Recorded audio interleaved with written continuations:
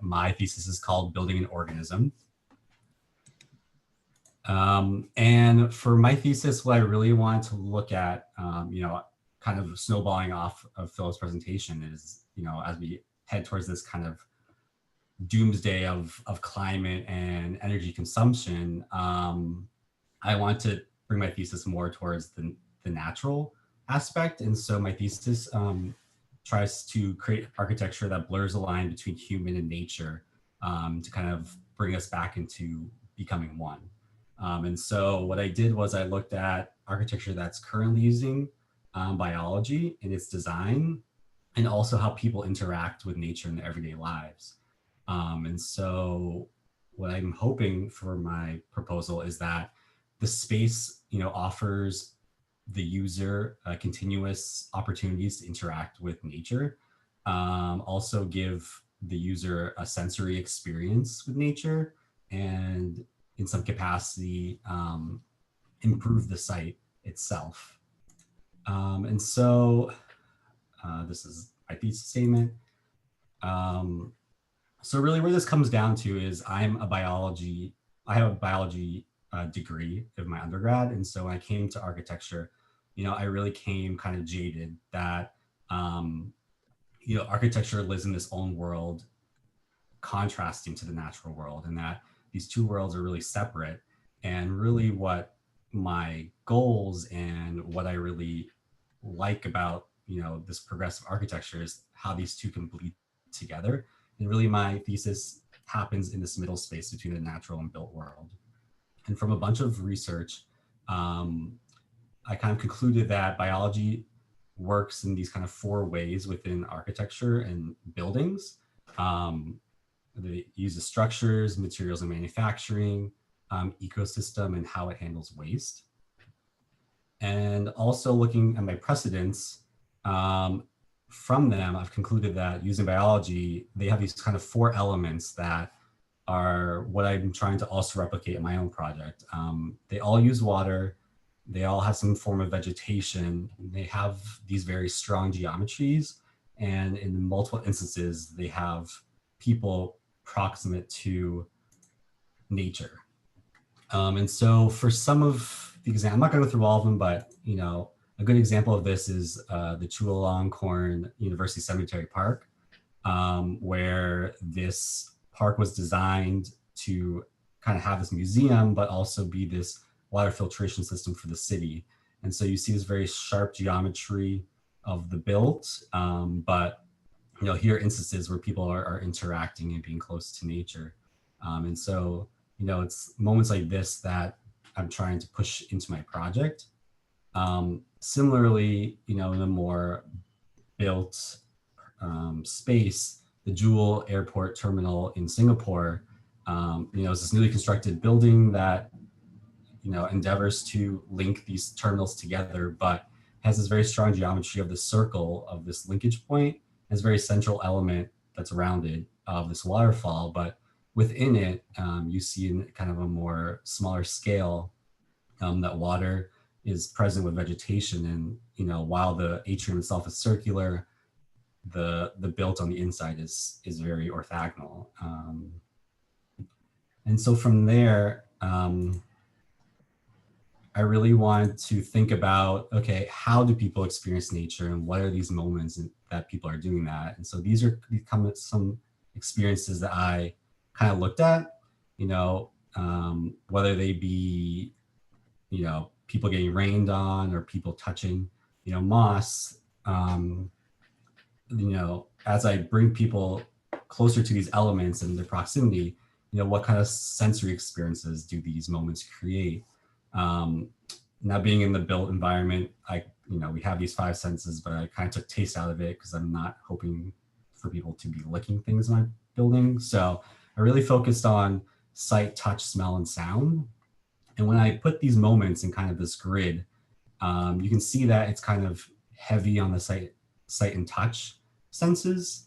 And so, as I started thinking about how do I connect these moments, I started to get this very jagged kind of path to connect these experiences as I did it. And so these were the ideas as I brought them into kind of the built world. And so thinking of those moments in architecture, I started creating these kind of charrettes of, how do people have proximity to nature through architecture? And so these are just some of them, I iterated and iterated, people over water, people, next inside tree enclosure, people underwater, et cetera, et cetera. And this was kind of the language that I moved into when I started designing the space. Going to the site itself, I chose a site that was local, mostly because I wanted to visit it.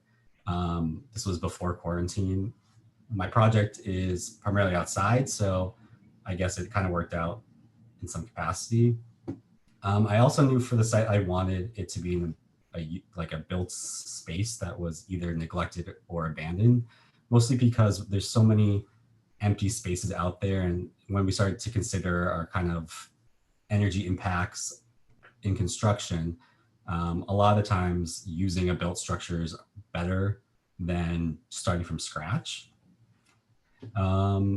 Thirdly, I wanted to make sure that I had resources around it. So the idea of bringing nature or these natural elements inside a space, I wanted to be able to connect both indoors and outdoors.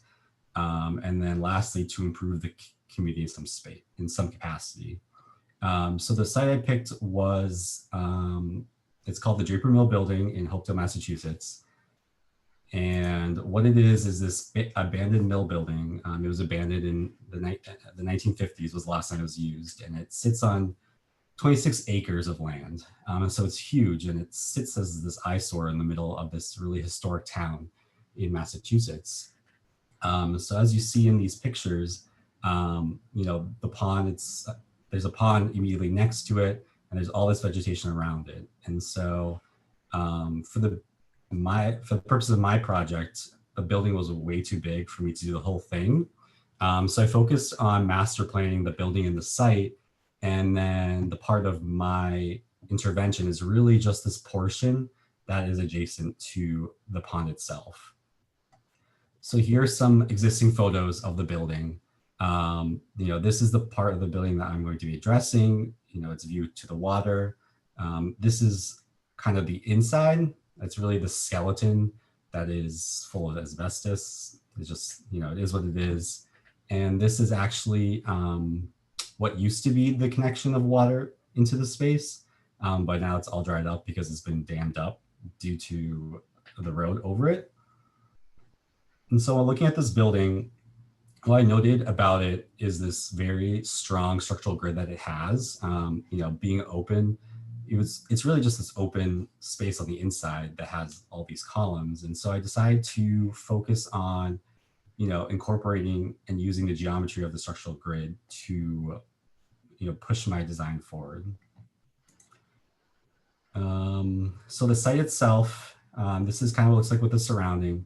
This dashed line, here's the site. This dashed line is a train track that isn't necessarily used. In the winter, there's kind of like a Polar Express the town does and puts a train on the track, but it's not used currently as a means of transportation of people or goods. It's just there. Over here are the two major routes that run by the site. And then as you can see here, here's the pond, and here is the river that they're kind of separated by the site. And so when looking at this, I thought, okay, well, here's some vehicular access points to the site from these major, car areas. Because I'm in suburbia in Massachusetts, the majority of people coming to my state are probably using cars. But I also wanted to address the fact that because this train track is here, there was a potential to put public transportation on the site. So I want to make that available. Additionally, here's kind of just, a quick solar view of the site. That there's a lot of PV potential, and the water moving around in the area. Here's that pond as it sits. The water floods in that area anyway, and so I kind of want to just follow that natural flooding kind of line that's already there. And so going to the process, thinking about how to incorporate all these things together, using these structural grid, I knew I wanted views on either side to connect the sides of the pond that I was looking at versus what would be being proposed in the center of this kind of courtyard of my big building. And I knew that I could use the structural elements to kind of create these points in which circulation could be tied to. And then additionally, thinking of just water and how much water goes on site, I was thinking of, creating kind of this very porous space below and these kind of paths above, similar to what was happening on the inside, to kind of have that relationship of the indoor space to the outdoor space. And going with this idea of indoor-outdoor, this kind of charrette is, the orange is the building as it exists. And if I brought the water through the building, how could the exterior or the outside, flow in as well? And, I show this Venn diagram at the beginning of, this separation of nature and the built. And in some capacities, also the separation of the indoors and the outdoors. And so, in the middle space, how do I blend these two things together? And so I thought I could do that with program. I had, analyzed the program, and I thought that these, housing, retail, a cultural space, food, some kind of street art and parking were kind of the things that would work in the space. And, using this gradient of indoor and outdoor spaces, how could kind of these things in the middle be those spaces that, or be those programs that allow people to be indoors and outdoors, or encourage people to move through these spaces. And so for the program as kind of a master plan, the orange over here is this atrium space that I'm creating, which is the full height of the building. And that's pretty much the moment of my intervention. But working out here, I thought that this could be some kind of flex market that, can be a flea market or a farmer's market.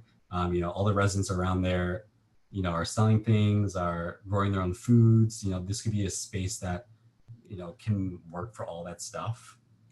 To the right of that, this kind of blue color are restaurants. Additionally, since this is that courtyard of the outside, the restaurants and food is what I was thinking could really be that permeable space of, you could eat inside, you could eat outside.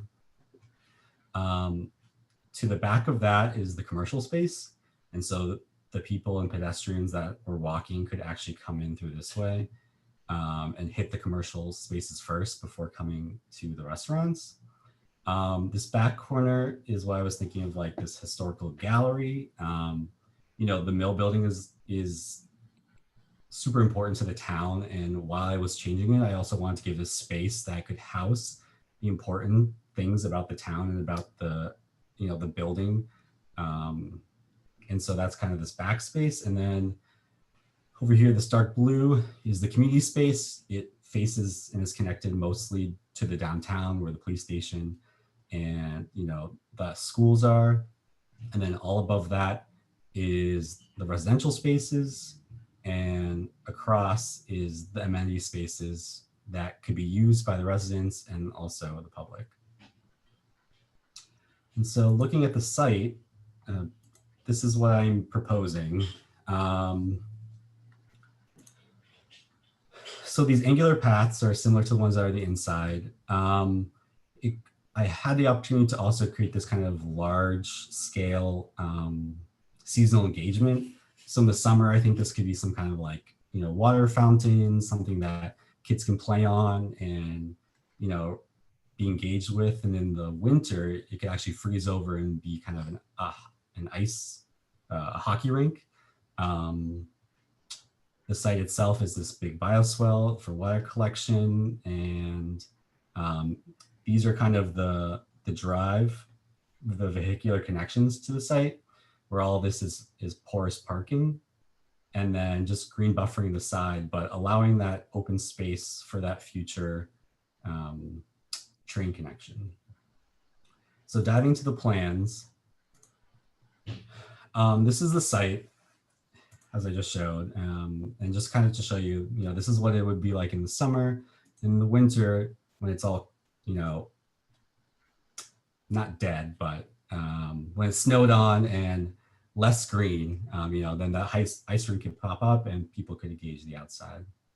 And then working our way inside, on the first floor, this is the main entrance. And I colored it so we could kind of have an easier way of talking about it. One of the reasons why I wanted to do this website as a way to do this presentation is that I wanted the opportunity to make it interactive. So, for my building, I want my building to give us moments with nature. And I thought, with nature is this kind of idea of discovery or stumbling over things like you would outside. And so I created these buttons to kind of give us moments and views inside the building that, if this was shared later on, that people could just come in and click and kind of explore the building on their own terms. But for the purpose of the presentation, I'll just be clicking the buttons I choose. And so you walk in this vestibule, which is kind of your first space into the site. And then from here, you kind of give them the choice to really take any of these paths. On the first floor, they're mostly for circulation. I don't have so much seating. So these darker blue lines are kind of integrated seatings on these larger planters. And then the gray is kind of places where tables and stuff could happen. And so if you think about the pond coming through here and kind of having this floor opening to kind of have this pond, there's this moment of, being on top of water. These are kind of this atrium space that I'm creating. And, at the same time, these are those charrettes that I was showing before that, this is an instance where someone is over water. Here, this vestibule, there's a waterfall going down the sides. And so your first time into the building is your first encounter with nature. And so as we work our way up, the paths start to change, and on this space, because the canopy is still low with the trees that are being planted, these actually gave spaces for kind of privacy in these little nooks as opposed to paths. And so, here you're really, inside of trees. Here you kind of have a planter where you can sit and kind of be open. The seating on the outside of this floor opening is really supposed to be a playful kind of thing, using that strong geometry to kind of create these kind of quirky spaces that don't feel like they have a rhyme or reason, but those kind of the idea of just being in nature and just finding things as you walk through it. So some of the seating, is, kind of tables with stands that have kind of planters on them. Others are more kind of personal, that it might be a bench or something for one person to occupy as opposed to a whole table. And so, yeah. So, here's some, what this looks like looking across. Going to the third floor, the language is pretty similar. Over here, I have this other featured waterfall where, someone is enclosed and can kind of run their hand through as they're walking across this kind of atrium space. Over here, there's like another mini waterfall, but this is more of a lower level than coming down from over you. On the fourth floor, just more seating. Here has a planted grass that's above the waterfall portion. So kind of having that walking by nature as well. And then on the roof, I just created these skylights to allow, light to come in, but also be operable so you could regulate the temperature indoors. And so looking at this as kind of an exploded axon, I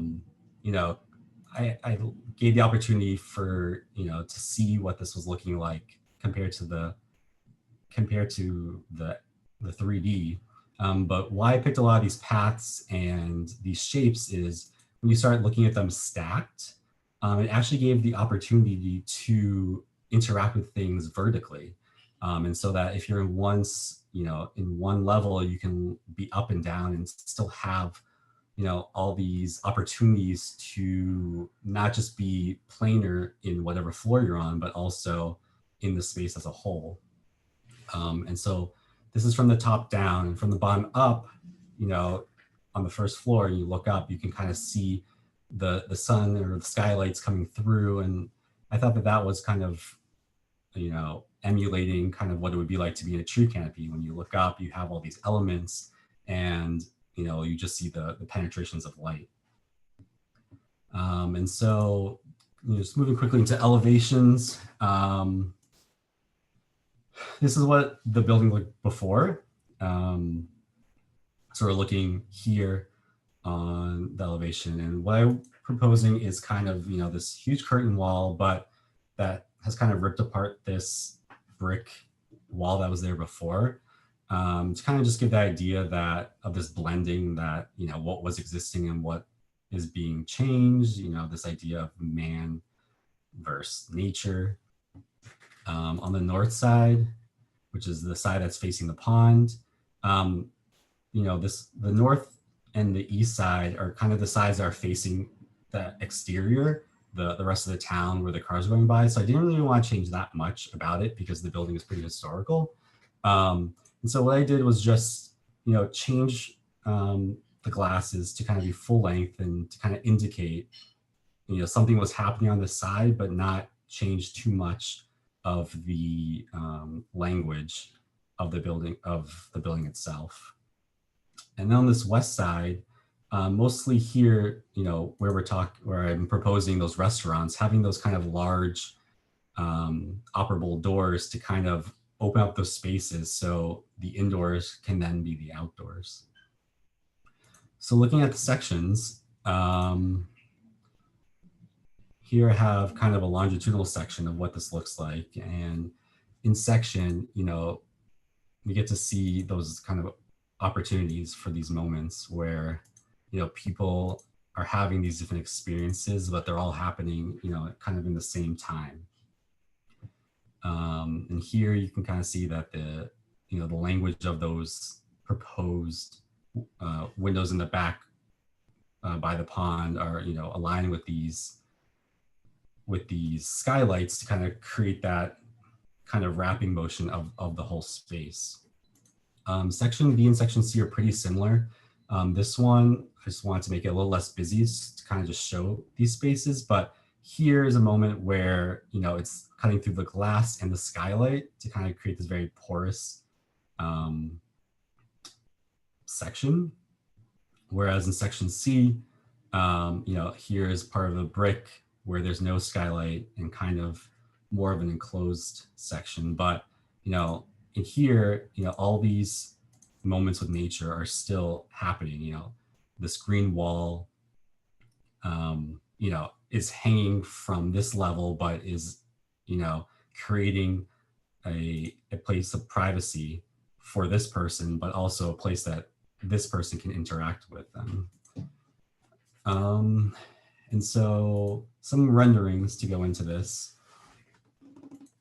Here's kind of an exometric of the building, kind of, what this might look like when it's green. This dark blue is kind of that seasonal experience, whether it be the fountains or the hockey arena. Here's an approach on the patio, kind of during the summer, and thinking about, when it snows, it looks a little less green, but it's still somewhat inviting. Here's that vestibule entrance, and when you first walk in, there's a waterfall running down the side, which kind of, on the outside, you had this really clear kind of peeks into what was happening. And then when you're here, you kind of have a filtered view with the water, which is this first moment of nature. And then once you go through, you kind of have this openness. Here you can see this kind of jettison of someone in this pond, and kind of just the lusciousness of the inside. On the second floor, this is that kind of jet that kind of is enclosed by the tree canopy. It kind of creates a moment of privacy as opposed to kind of the openness we just saw down below on level 1. And so, you know, while I was trying to create these different moments with nature, I also wanted to, you know, offer, you know, something that was a little more open, something that was a little more closed to kind of appeal to the user. So here's what kind of those side seating areas might look like. You know, I envision them all being kind of planted and greened. You know, some of them are more traditional, you know, tables and chairs, whereas some are more like benches or kind of like little cubbies that people could sit in. And then kind of just, you know, generic seating furniture on those outside portions. And then this is on that third floor, that waterfall path, you know, an opportunity that you can, you know, touch the water. You kind of have this kind of wrapping enclosure of hanging vegetation, but also you're above the canopy, so you're actually looking over what you were below before. And then some diagrams. Here are kind of those private and public spaces. And it's a public space in general, but I guess when I say public, I refer to not so private space. So spaces that, you know, probably more people are interacting with each other, whereas the private spaces are probably spaces that people are experiencing by themselves. We already saw program. Circulation is not going. Okay. And so for some of the green walls, I was thinking of this kind of modular element where, you know, I'm representing them as PVC kind of pipes, but it's more something that, you know, to help with just maintenance and kind of planting and upkeeping with the plants, these kind of things that could be built on top of each other where water is going through them and watering, you know, the sides, or if only one side needs to be vegetated, that this could just be, you know, three-sided as opposed to four-sided.